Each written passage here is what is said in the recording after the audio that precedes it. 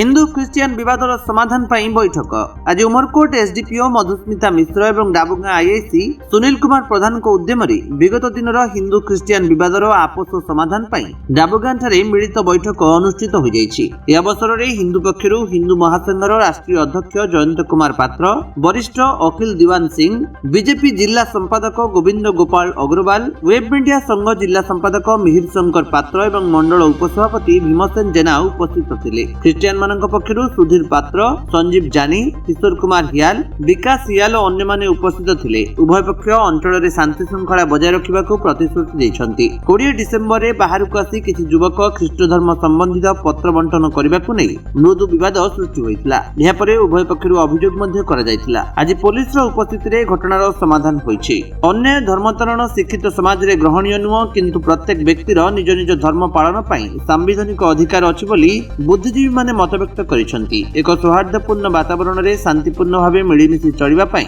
एक लिखित राजीनामा रे स्वाक्षर प्रदान करथिले। डाबुगांरू तरुणी सेन जेनांक रिपोर्ट, विश्व विजयी न्यूज ओडिशा।